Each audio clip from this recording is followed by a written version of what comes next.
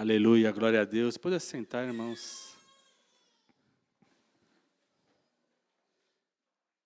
Hoje nós vamos falar sobre a festa dos tabernáculos, essa decoração, né, que tem hoje para simbolizar uma sucá, né, uma cabana.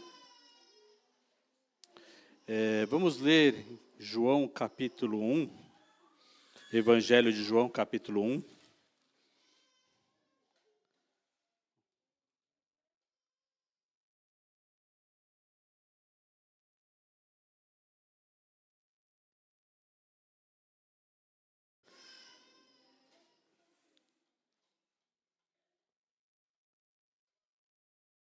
A partir do verso 10, Evangelho de João, capítulo 1, verso 10. O Verbo estava no mundo. O mundo foi feito por intermédio dele, mas o mundo não o conheceu. Veio para o que era seu, mas os seus não o receberam.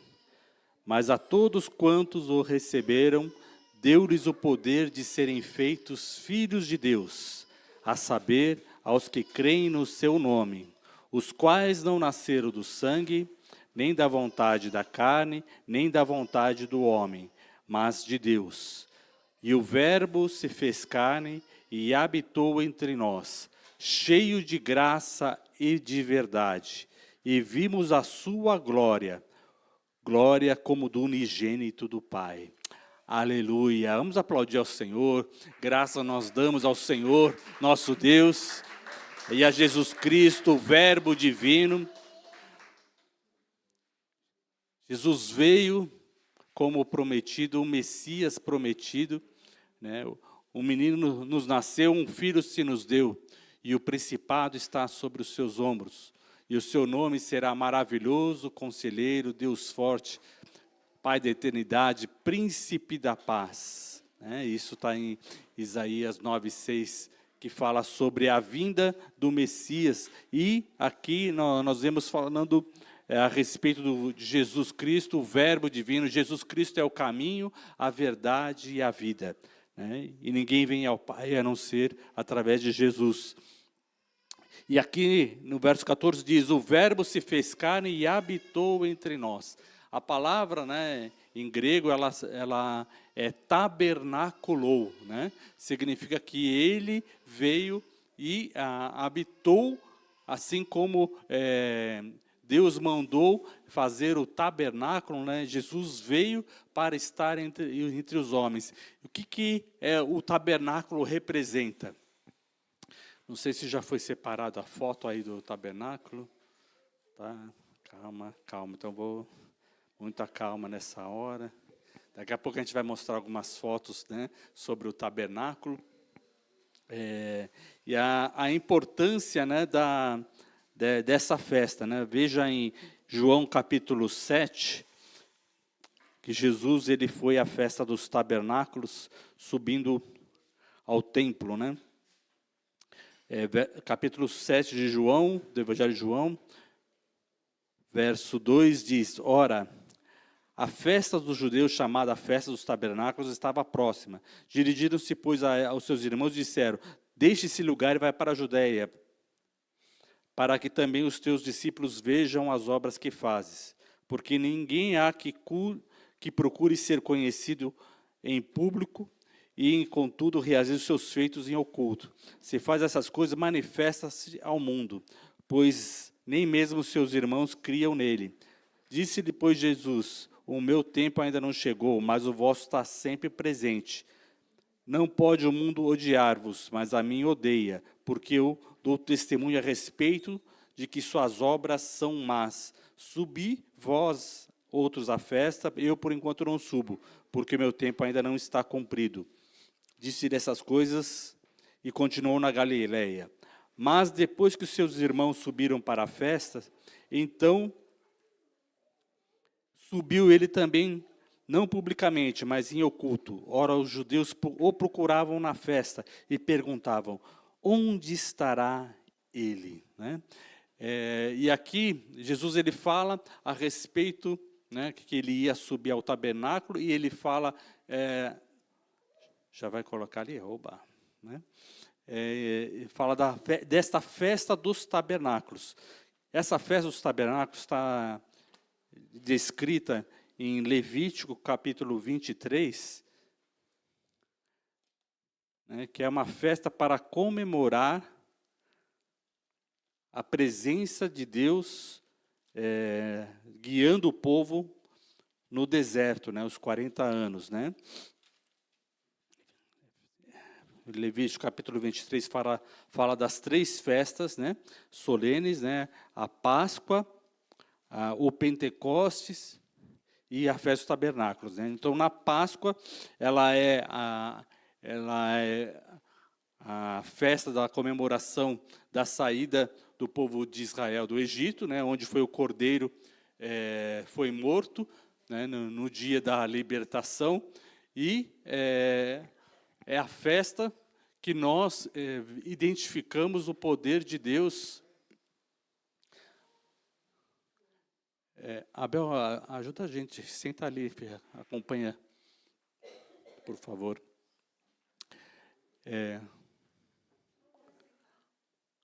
Para você sentar, para acompanhar também junto. Então, aqui tem a festa da Páscoa, né, que é a representação daquilo que havia de acontecer, ou seja, Jesus, o Cordeiro de Deus que tira o pecado do mundo, viria e morreria pelo mundo todo, pelos pecados, né, pelos nossos pecados, ali na cruz, né, e depois ele ressuscitaria. Então, a Páscoa, ela é a celebração, inicialmente, dos judeus para mostrar uma coisa futura. Né?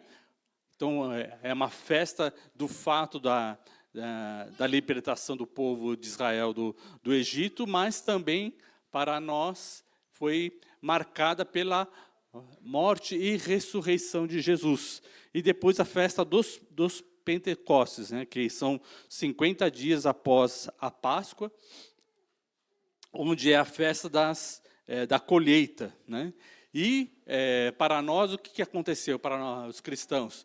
A descida do Espírito Santo no dia da festa dos Pentecostes. Né? Então, depois que Jesus ressuscitou, os discípulos ali acompanharam a ressurreição de Jesus, e Jesus, com 40 dias, ele ascendeu ao céu. Então, mais 10 dias, dava a festa dos Pentecostes, eles ficaram em Jerusalém, e houve a descida do Espírito Santo com línguas de fogo, né? E onde eles foram batizados, falaram em outras línguas, e ficaram cheios do Espírito Santo, conforme tinha sido profetizado pelos profetas e por Jesus, que disse, né, recebei o meu Espírito, soprou sobre eles para eles receberem do Espírito de Deus. Amém? Então, e aí tem a festa dos tabernáculos. Né? A festa dos tabernáculos diz assim, no verso, capítulo 23, verso 33. Disse mais o Senhor a Moisés, fala aos filhos de Israel, dizendo, aos 15 desse mês 7º, será a festa dos tabernáculos ao Senhor. Por 7 dias, ao primeiro dia haverá santa convocação, depois teria as ofertas, né? E aí ele diz assim, essas são as 3 festas fixas ao Senhor, né? Para proclamar as santas convocações. No verso 41, diz assim, celebrareis esta festa como festa ao Senhor por 7 dias, cada ano, é estatuto perpétuo pelas vossas gerações, no 7º mês a celebrareis.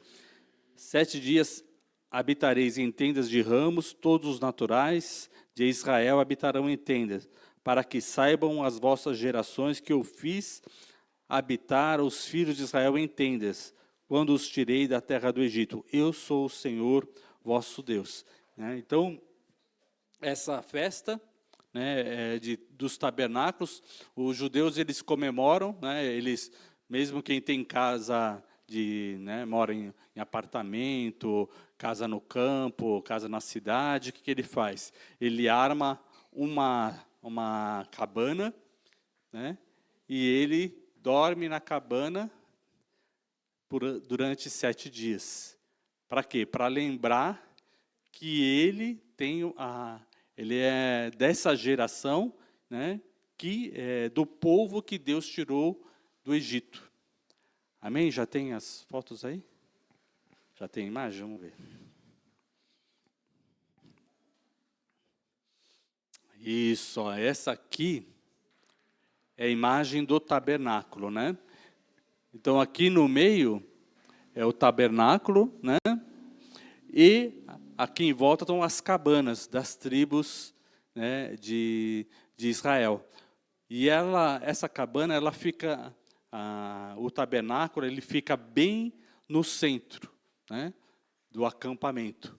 Tem a outra foto do acampamento? Né?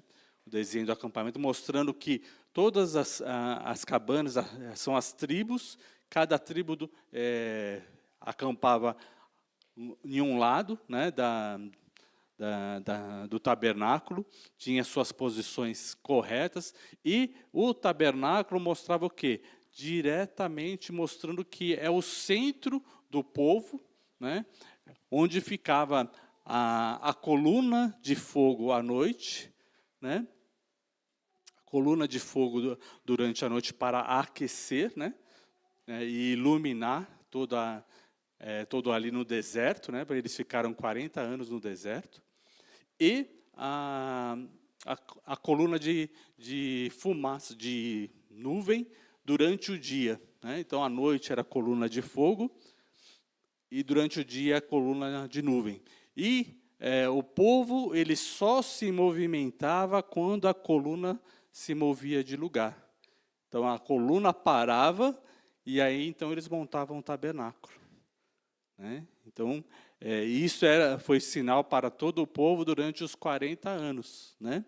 Então, isso mostra o quê? Que o centro da nossa vida deve ser a palavra de Deus. Amém? Né? Então, para nós nos movimentarmos e decidirmos andar, né, nós devemos andar conforme o caminho do Senhor. Né? Então, Jesus Cristo, ele é o caminho, a verdade e a vida. Né? Então, as 3 portas do tabernáculo, elas têm esses nomes, né? Caminho, verdade e a vida. Né? Exatamente como é o tabernáculo, a maneira como Jesus, ele veio e tabernaculou, ele habitou. Então, ele mostrou uma realidade que foi colocado como simbólico para o povo de Israel. Amém? Estão entendendo? Tudo bem? Então, tanto mostra o posicionamento de cada um, né, ao redor, né, como a importância de Deus estar no centro. Né? A importância de todo o povo estar ligado a Deus, né? Ter como centro, isso é todo o povo de Deus, assim como cada um de nós individualmente ter a nossa vida centralizada em Deus. Né? O que tinha ali exatamente onde está a coluna de fogo? Ali ficava o lugar santo dos santos e a arca da aliança. O que tinha na arca da aliança? 2 coisas fundamentais. A tábua, onde a pedra dos 10 mandamentos, onde o dedo de Deus escreveu os 10 mandamentos. Né? Então, essas tábuas de pedra, né, eram colocadas ali dentro da arca, e a outra coisa era o cajado de Arão, para mostrar o seu sacerdócio. O cajado, que era um cajado verde, né, ou seja, seco, né, e ele floresceu dando, né, amoras. Né? Então, mostrando o quê? Que Deus do tronco seco ainda faz florescer e dar fruto. né? Então, lá na Arca da Aliança, está ali mostrando o quê? Que Arão tinha o símbolo do sacerdócio, né, diante de todo o povo, né, para dizer que Deus escolheu, né?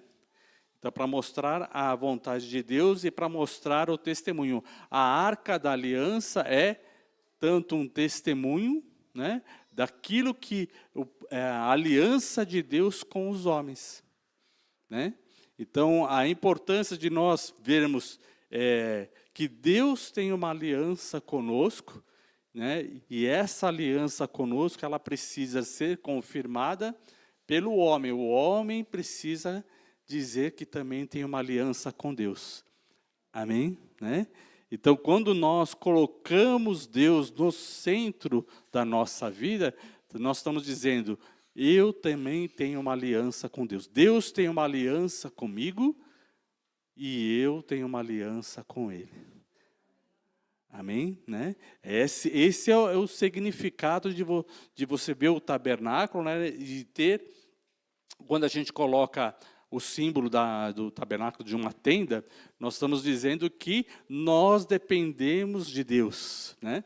Que nós também passamos por deserto, por situações difíceis, né? Situações de angústia, mas nós dependemos de Deus. Então, Deus no deserto, Ele deu o quê? A luz e o calor para proteger a noite, né? Porque o deserto ele é muito frio à noite, né? Ele é muito quente de dia, né? E é muito frio à noite. Então, com a coluna de fogo, mostrava tanto a sua presença, quanto a proteção. Amém? Né? O Senhor é a luz do meu caminho, né? Então, espiritualmente, sobre cada igreja tem uma coluna de fogo como essa. Nós podemos não enxergar essa coluna de fogo, mas espiritualmente, essa coluna de fogo, ela é levantada, né? E aqui é o lugar de oração, de presença de Deus. Amém? Nós louvamos a Deus, nós sentimos a presença de Deus, nós sentimos um calor no nosso coração. Certo, irmãos? Sentimos o nosso coração queimar. Queima por quê? Por causa do fogo do Senhor. Amém? Nós temos aqui a menorá, que ela simboliza o quê? A lâmpada e onde tem o fogo do Senhor que acende, né? Então, o fogo do Senhor, né, ilumina a sua palavra, né, para que nós possamos compreender. Amém, irmãos? Estão entendendo? Então, a importância do tabernáculo é a maneira como nós lidamos com a palavra de Deus, a maneira como nós lidamos com a aliança de Deus, que Deus colocou na arca, tá, os 10 mandamentos, né? E vários sinais mostrando o quê? O testemunho da presença de Deus. E o que o Senhor falou de promessa a respeito disso, né? Da lei. Vamos ver ali em Jeremias capítulo 31.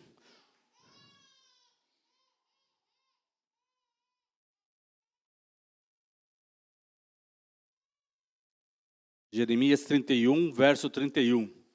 Diz assim: Eis aí vem dias, diz o Senhor, em que firmarei uma nova aliança com a casa de Israel e com a casa de Judá, não conforme a aliança que fiz com seus pais, no dia que tomei pela mão para os tirar da terra do Egito, porquanto eles anularam a minha aliança.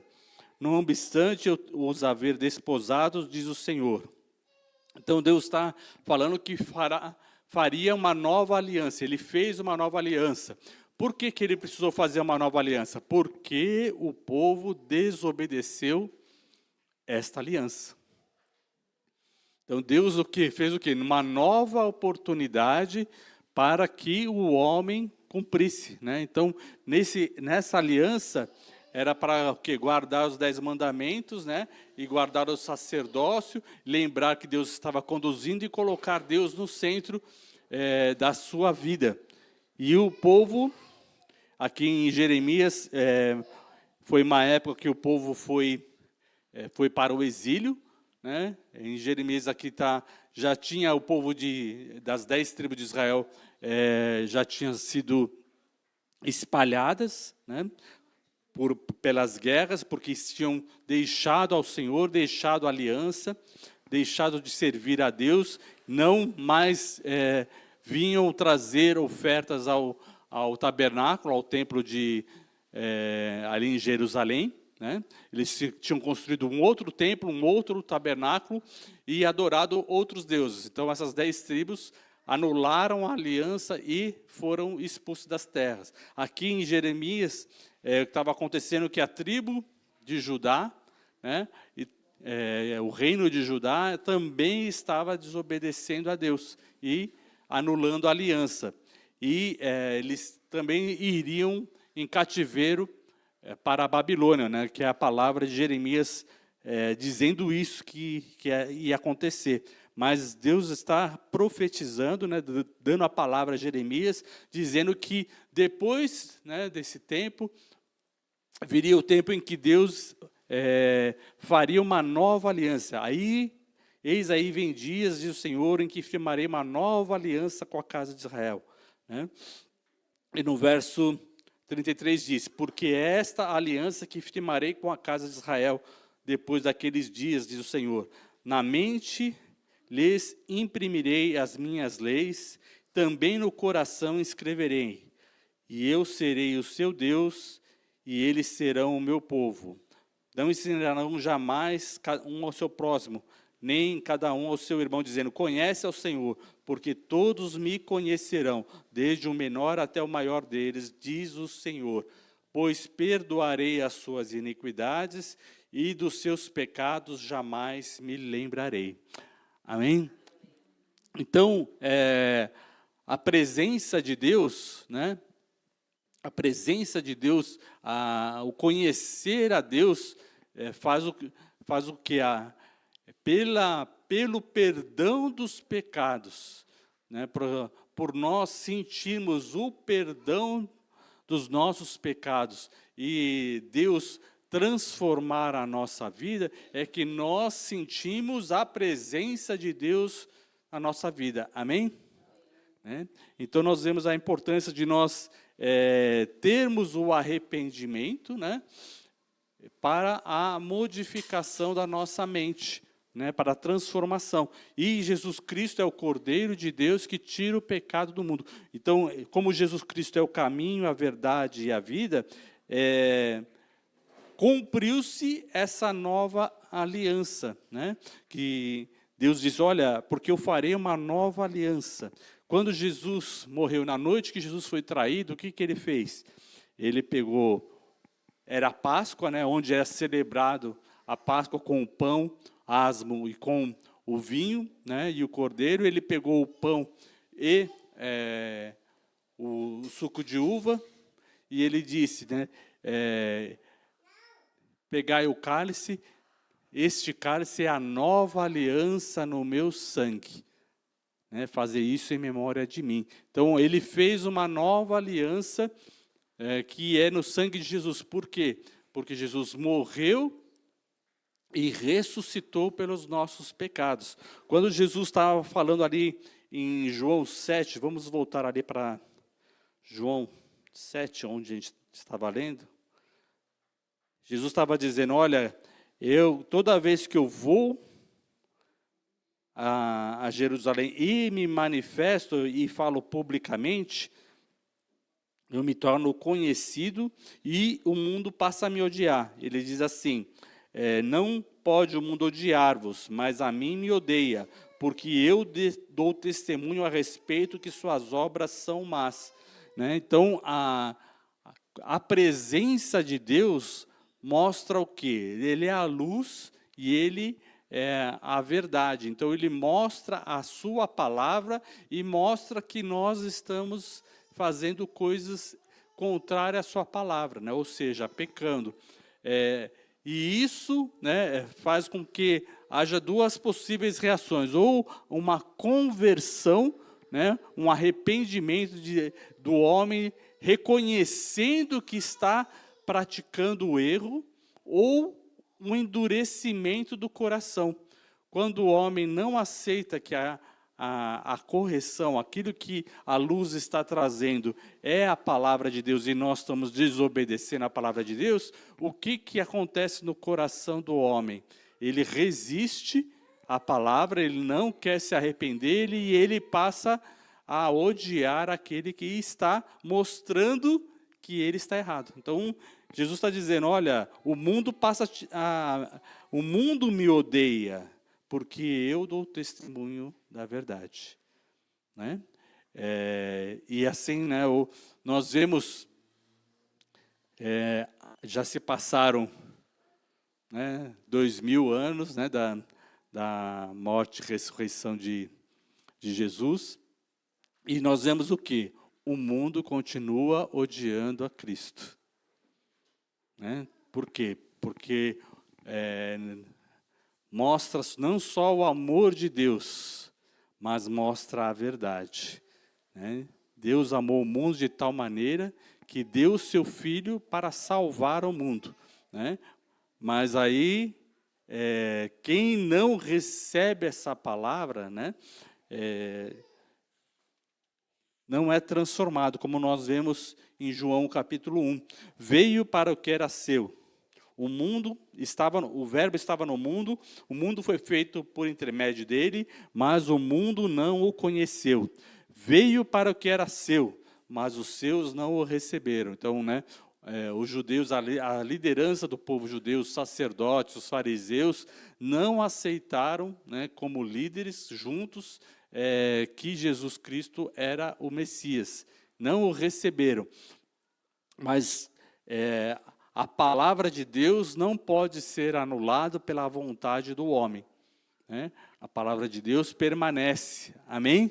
Imutável. Então, Jesus diz, mas a todos quantos o receberam, deu-lhes o poder de serem feitos filhos de Deus, amém? Então, todo aquele que recebe a palavra de Deus, se converte, ele é transformado. E aí passa a sentir a presença de Deus, né? Por isso que ele deu essa graça, né? A graça de nós sentirmos a presença de Deus, sentirmos a sua glória, o fogo do Espírito Santo. Aquilo que era um símbolo físico, agora é um símbolo espiritual. A descida do Espírito Santo no Pentecoste foi o que? Línguas de fogo, né? Para quê? O fogo do Espírito Santo, que estava representado nessa chama, ele veio para fazer parte de nós, ou seja, tocar na nossa língua, amém? Porque a língua, digamos, é o centro prático da nossa vida, né? Então, a nossa mente, ela tem o conhecimento, né, o coração está cheio, mas a língua fala o quê? Fala do que o coração está cheio, né? Então, a língua é o centro da nossa expressão, da nossa vontade, né? Então, por isso, com a língua, com a nossa boca, nós confessamos que Jesus Cristo é o Senhor. Nós precisamos falar. Por quê? Porque a língua, o fogo do Senhor, ele vem e toca na nossa língua. Então, aquele que se converte, né, que aceita Jesus, com a sua língua ele vai falar e reconhecer que Jesus Cristo é o Senhor. Amém? Né? Esse é o significado do tabernáculo na nossa vida. Você reconhecer que Jesus Cristo é o Senhor e reconhecer que Ele é o centro da sua vida. Amém? Né? Então, quer dizer, com a nossa língua, nós publicamos, né, ou seja, tornamos público para todas as outras pessoas saberem aquilo que nós pensamos, amém?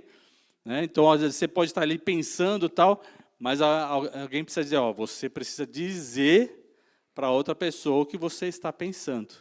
Então, se alguém está ali e quer ativar, não, eu aceitei Jesus aqui no meu coração e eu não quero mostrar para ninguém, né? Então, não quer falar para ninguém. Mas a presença de Deus, ela vem com uma língua de fogo. Né? Então, aquele que se converte, ele vai proclamar. Amém? Né? Por quê? Porque é a presença de Deus. Se ele não proclamar, significa que ele não tomou a decisão. Ele pode ter sentido a presença de Deus, mas ele não tomou a decisão de reconhecer que Jesus Cristo é o Senhor. Né? Por isso que a gente fala, é o Senhor e Salvador, ou seja, você está se tornando e colocando Jesus no centro da sua vida. Quando você diz que Jesus Cristo é o Senhor e Salvador, né, significa que você tem alguém para servir. Né? Então, você reconhece que Ele é Senhor. Então, você passa a todo dia a questionar o que você precisa fazer para servir ao seu Senhor. Amém? Está entendendo? Né? Isso significa o quê? Que você tornou a Jesus Cristo o centro da sua vida. Né? E que você, nessa conversão, você tem uma relação de obediência, de serviço e de receber de Deus. Né? Então, todos quanto que receberam, né? Então nós só podemos fazer aquilo que recebemos. Nós recebemos a palavra do Senhor e essa é a fé, a demonstração da fé. Eu creio em Jesus e isso vem para a minha mente, é escrito, né, no meu coração, como foi profetizado, né, Jeremias 32, 39.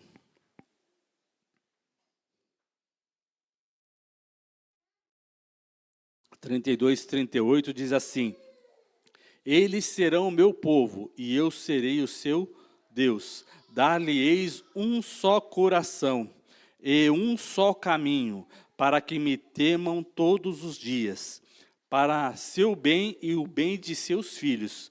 Farei com eles uma aliança eterna, segundo a qual não deixarei de lhes fazer o bem. Porei o meu temor no seu coração, para que nunca se apartem de mim. Alegrar-me-ei por causa deles e lhes farei bem. Plantá-los firmemente nesta terra, de todo o meu coração e de toda a minha alma.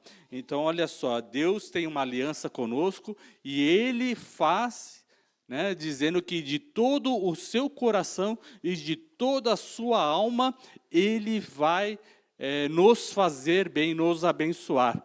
Amém? Então, por isso, Ele enviou a Jesus Cristo.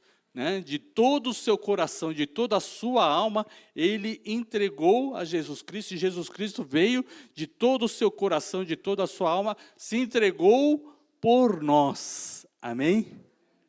Glórias a Deus. Aplauda ao Senhor, glorifique o nome do Senhor. Aleluia. De todo o seu coração, de toda a sua alma. Né? Então, por isso que Deus pede de nós que nós o amemos de todo o nosso coração e de toda a nossa alma. Por quê? Porque Ele também se entrega de todo o coração e de toda a sua alma. Amém? Né? Então, Ele se entrega por completo para nós. E nós, nessa aliança, precisamos fazer a mesma coisa. Amém? A aliança implica que os dois estejam com a mesma dedicação. Se um se entrega de todo o coração, de toda a alma, o outro também precisa se entregar de todo o coração, toda a alma. Assim nós temos a aliança, né, com Deus. né, de todo o nosso coração, de todo o nosso entendimento, né? Então, coração, e assim Deus quer fazer a obra na nossa vida. Então, seguindo esse texto, capítulo 33, verso 3 diz: invoca-me e eu te responderei, anunciar-te-ei coisas grandes e firmes que não sabes, né? Então, com essa aliança, que nós oramos a Deus, amém? E temos a nossa oração respondida. Quando nós vemos esse propósito de Deus do tabernáculo, né, esse propósito, ele é um propósito eterno, né? Por isso que ele diz assim, ó, de geração em geração. Nós vemos em Zacarias, capítulo 14, falando do futuro, a glória futura da cidade de Deus, de Jerusalém, da Nova Jerusalém, isso depois da volta de Jesus, no milênio.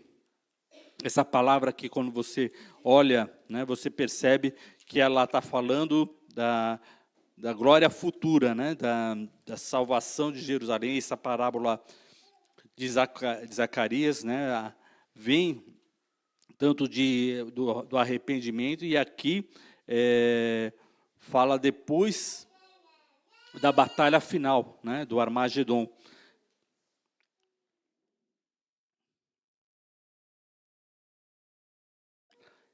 E aqui no verso 16, ele fala assim: todos que restarem de todas as nações que vieram contra Jerusalém subirão de ano em ano para adorar o Rei, o Senhor dos Exércitos, e celebrar a festa dos...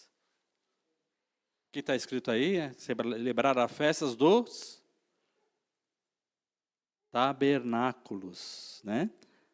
Se alguma das famílias da terra não subir a Jerusalém para adorar ao Rei, o Senhor dos Exércitos não virá sobre eles a chuva. Se a família dos egípcios não subir, nem vier, não cairá sobre eles a chuva.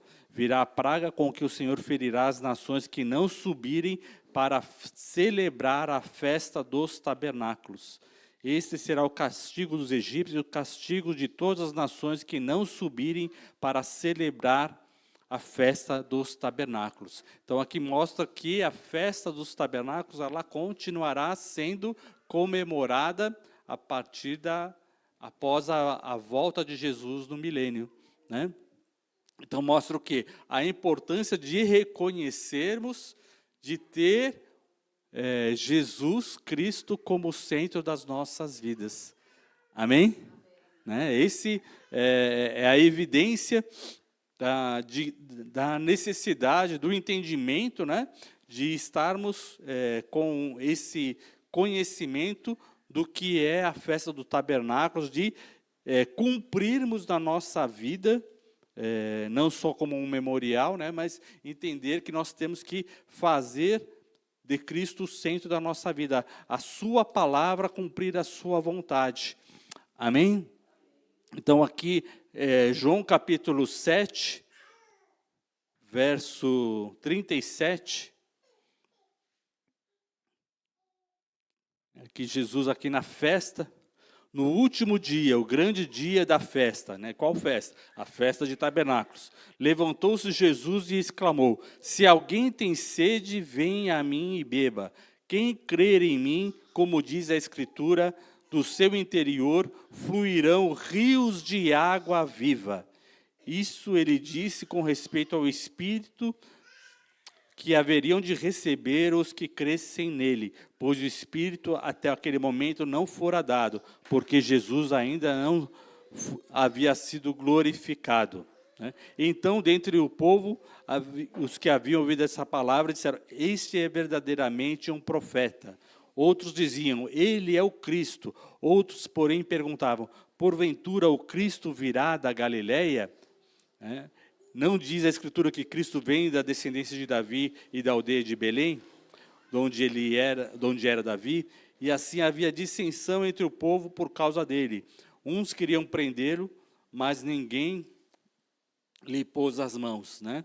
Então, aqui, e havia dissensão falando das Escrituras, né? Então, Jesus veio da descendência de Davi e da aldeia de Belém, onde Jesus nasceu. Ele é filho, descendente de Davi, né, por parte tanto de José quanto de Maria, né, da descendência de Davi, e também ele nasceu na cidade de Belém. E a palavra, ele ministrou na Galileia, né? Como diz as Escrituras, não era surpresa. É surpresa que muitos não conheciam as Escrituras. Essa é a surpresa. Não é surpresa que Jesus viesse e pregasse ali da Galileia, né? Como diz em Isaías 9, mas para a terra que estava aflita não continuará a obscuridade.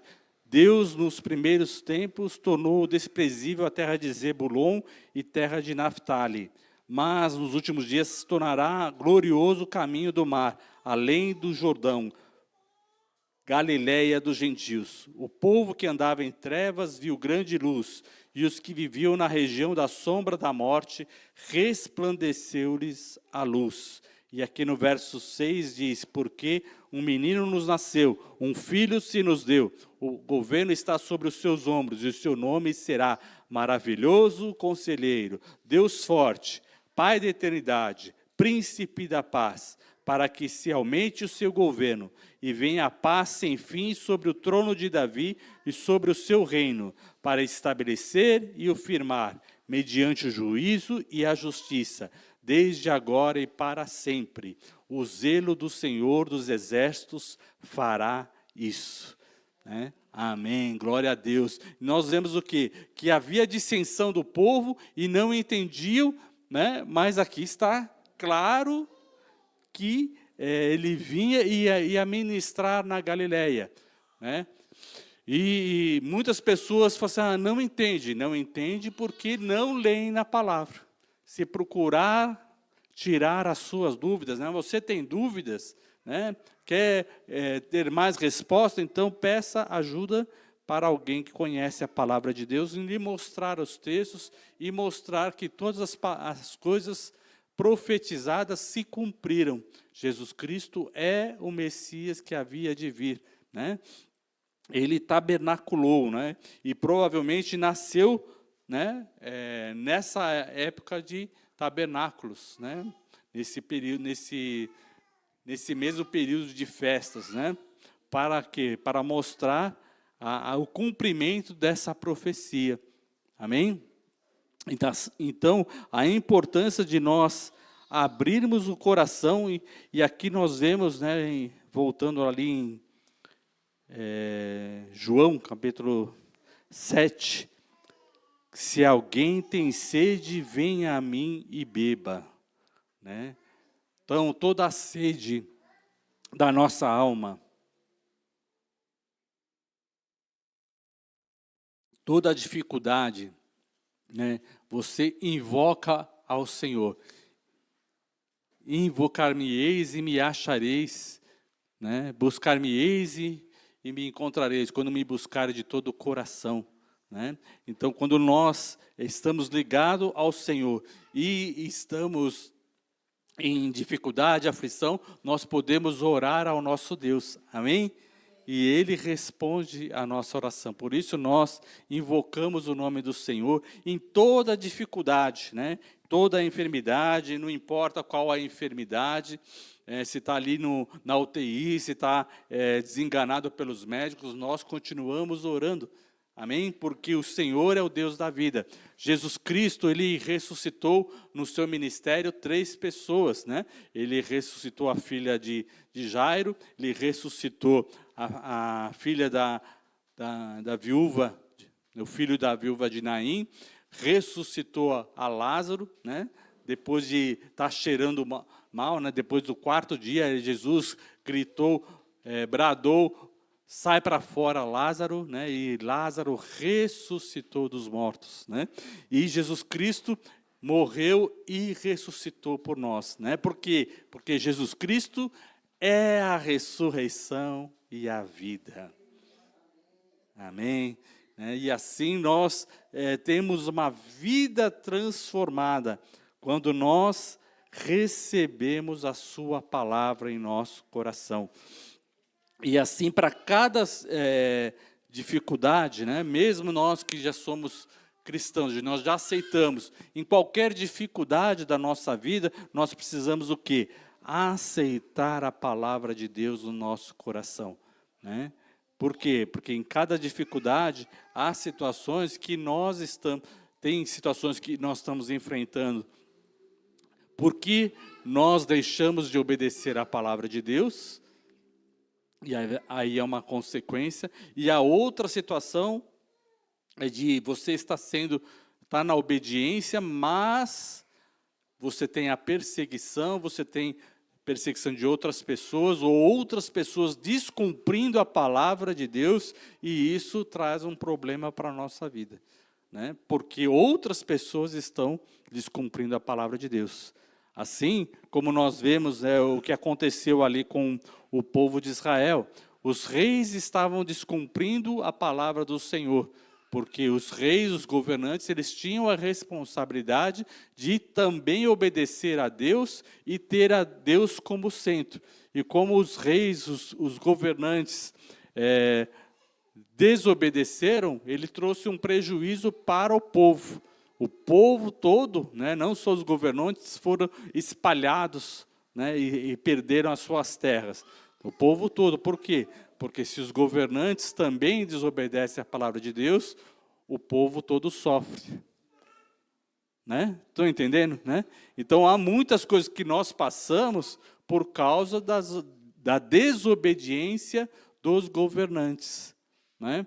E assim, por exemplo, numa casa, é importante o quê? Que o pai de família, a mãe, né, os pais, eles sejam obedientes a Deus. Porque se eles não obedecerem a Deus, os filhos também sofrerão a consequência. Né? Por quê? Porque eles têm a responsabilidade de buscar a Deus, né, servir a Deus para a bênção para os seus filhos. Amém? Conforme nós vimos aqui Deus falando, olha, se vocês obedecerem à palavra de Deus, os seus filhos serão abençoados e protegidos, amém? Então, cada vez que nós temos uma aliança com Deus, Deus abençoa a nossa família, né? Paulo ele diz, crê no Senhor Jesus e serás salvo, tu e a tua casa, amém? Então, nós trazemos uma bênção para as nossas famílias, servindo a Deus, amém? Nós trazemos uma bênção grande sobre os nossos filhos, porque nós servimos a Deus, né? Então, é importante nós continuarmos fiéis, amém, irmãos? Né? Mesmo você fala assim, estou passando por muita dificuldade, mas a tua fidelidade está abençoando os seus filhos e os seus netos e os seus descendentes, amém, irmão? Né? Então se alegre e permaneça firme. Né? Se alegre no Senhor, estou passando dificuldade, mas os meus filhos já estão abençoados, os meus netos estão crescendo no caminho do Senhor, né? E você pode orar para que eles também, em cada um, tome a decisão de servir a Deus, amém? E isso é importante, né? Que cada um, né, na hora que chegar a idade da razão, decida servir a Deus, né? Porque Deus faz uma aliança conosco, mas cada um de nós precisa o quê? Estabelecer aliança com Deus. Amém? Vamos colocar em pé a palavra do Senhor, vamos encerrar. Quem crer em mim, como diz a Escritura, do interior fluirão rios de água viva. Né?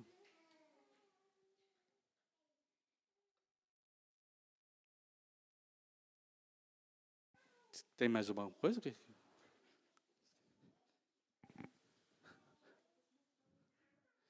Eu ia mostrar outros slides, mas eu vi que você também estava ocupada aí.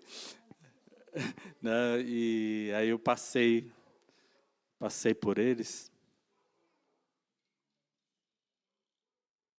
E aí acabou encurtando, né? Mas tudo bem, né? Vocês compreenderam a palavra, né? Amém?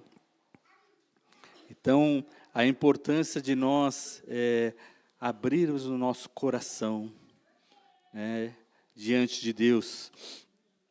Nós vemos que Deus quer nos dar um novo coração, né? E cada vez que nós passamos por dificuldades, aflições, nós sentimos o peso deste mundo, né?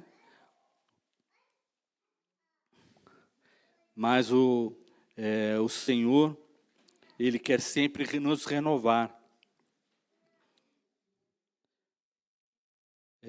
Restauração de Israel, Ezequiel 36, verso 25. E ele diz assim: então aspergirei água pura sobre vós, e ficareis purificados de todas as vossas imundícias, e de todos os vossos ídolos vos purificarei. Dar-vos-ei coração novo, porei dentro de vós espírito novo, e tirarei de vós o coração de pedra, e vos darei um coração de carne. Porei dentro de vós o meu espírito, e farei que andeis os meus estatutos, e guardeis os meus juízos, e os observeis. Né? Então, a importância de nós entendermos que o nosso coração, ele pode ser transformado cada dia. Essa é a renovação, e você sentir o renovo da presença do Senhor. E quando ele fala aspergir água nova, né, nós vemos essa palavra, rios de água viva fluirão do seu interior. Então, ele colocando água nova, é a água purificadora do Espírito Santo que vem através de ouvir a Escritura. Quando nós ouvimos a Escritura e recebemos no nosso coração, a água do Espírito purifica o nosso coração. Amém? E nós temos uma vida transformada. Então, o peso do pecado, ele tira. Né? Quando nós vemos a promessa, né, do Messias, nós vemos o peso, a dor, a aflição, a angústia, tudo que a gente pode falar. Hoje a palavra da nossa sociedade fala muito sobre o estresse, sobre o cansaço, né? Mas a palavra diz que Ele cura, né, as nossas feridas. Isaías 53, verso 4 diz: certamente Ele tomou sobre si as nossas enfermidades e as nossas dores, levou sobre si, e nós o reputávamos por aflito, ferido de Deus e oprimido. Mas Ele foi transpassado pelas nossas transgressões, e moído pelas nossas iniquidades. O castigo que nos traz a paz estava sobre Ele, e pelas suas pisaduras fomos sarados. Né? Então, quando nós entendemos que o castigo que nos traz a paz estava sobre Ele, nós passamos a entender que nós não precisamos mais passar pelo sofrimento e deixar a nossa alma aflita. Né? Por quê? Porque o castigo que nos traz a paz estava sobre Ele, e as nossas enfermidades e as nossas dores levou sobre si. Ele foi traspassado, moído pelas nossas transgressões, pelas nossas iniquidades. Todos nós andávamos desgarrados como ovelhas, cada um desviava pelo seu caminho, mas o Senhor fez cair sobre Ele a iniquidade de todos nós. Ele foi oprimido e humilhado, e não abriu a sua boca.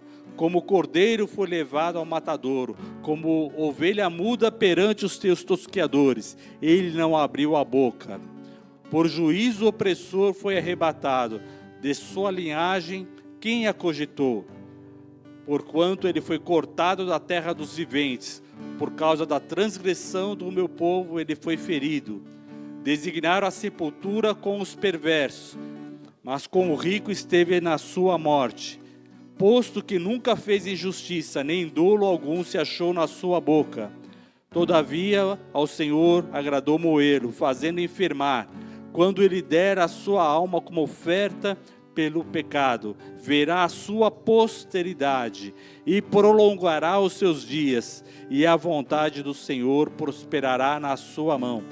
Ele verá o fruto do seu penoso trabalho, de sua alma, e ficará satisfeito. O meu servo, o justo, com o seu conhecimento justificará muitos, porque as iniquidades deles levará sobre si. Aleluia! E ele levou sobre si todas as nossas iniquidades, as nossas dores, os nossos pecados. Por isso, nós louvamos ao Senhor. Ore ao Senhor. Agradeça ao Senhor pela sua vida, por derramar o Espírito em seu coração, por falar ao seu coração, por ouvir a sua oração. Ore ao Senhor. Aleluia.